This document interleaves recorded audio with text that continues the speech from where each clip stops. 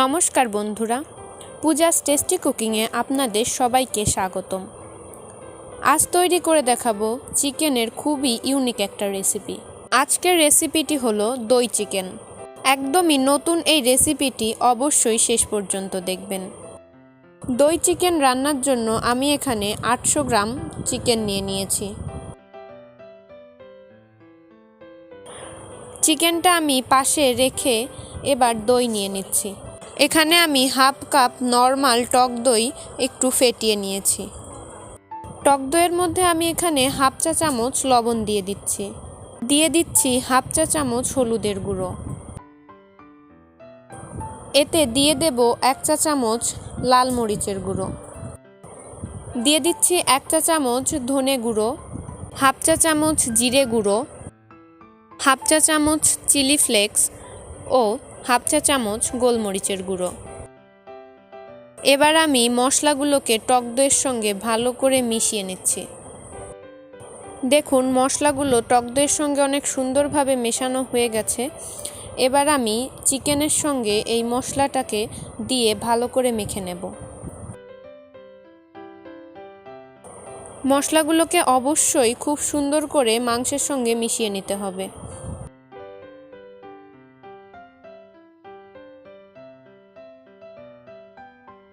Marinate করা হয়ে গেছে। এবার আমি মাংসটাকে একটা র্যাপিং পেপার দিয়ে মুড়ে 1 ঘন্টার জন্য রেখে দেব। আমি 1 ঘন্টা মাংসটাকে ম্যারিনেট করে রেখে দিয়েছি। এবার এটাকে আমি বের করে এটা মুখ খুলে নিচ্ছি। আমি চিকেনটা সরিষার তেলে রান্না করব, এজন্য একটা প্যানে আমি সরিষার তেল দিয়ে দিচ্ছি। তেল গরম হয়ে গেছে। এবার আমি এলাচ, দারচিনি ও গোটা গোলমরিচ দিয়ে দিচ্ছি। এবারে আমি এতে দিয়ে দিচ্ছি 2 টেবিল চামচ পেঁয়াজ বাটা। পেঁয়াজ বাটাটা একটু নেড়ে নিচ্ছি।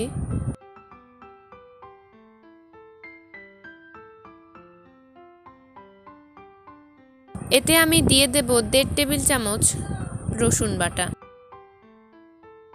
রসুন বাটা দিয়েও একটু মিশিয়ে নিচ্ছি। আমি পেঁয়াজ ও রসুন বাটাটা একটু ভাজা ভাজা করে নেব।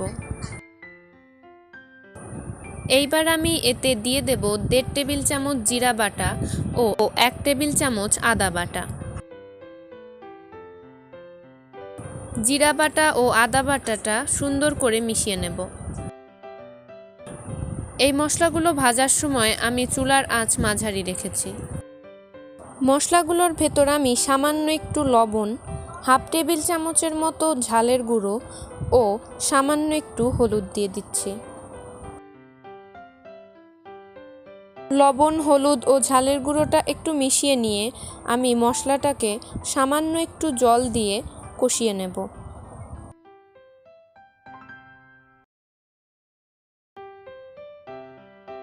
মশলাটা ঢাকনা দিয়ে 3 থেকে 4 মিনিট কষালেই হয়ে যাবে। আমি 3 থেকে 4 মিনিট পর ঢাকনাটা তুলে নিচ্ছি। মশলাটা সুন্দরভাবে কষানো হয়ে গেছে।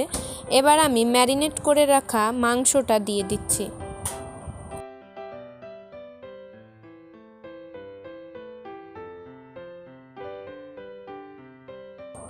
মাংসটা দিয়ে আমি মাংসটা মশলার সঙ্গে সুন্দর করে মিশিয়ে নিচ্ছি। এবার আমি 5 মিনিট ঢাকনা দিয়ে কষিয়ে নেব। 5 মিনিট পর আমি ঢাকনাটা তুলে নিচ্ছি।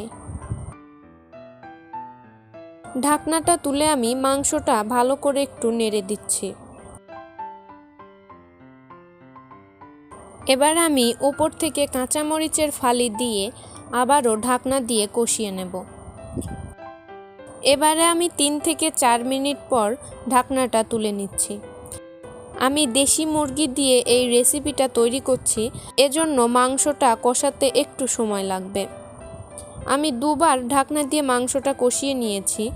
আর মাংসটা কষানোর সময় অবশ্যই চুলার আঁচ মাঝারি রাখতে হবে। এবার আমি যে পাত্রে মাংসটা ম্যারিনেট করেছিলাম সেই পাত্রটা ধুয়ে 1 কাপ জল দিয়ে দিচ্ছি। জলটা দিয়ে মাংসটা আমি আরও একবার একটু নেড়ে দিচ্ছি।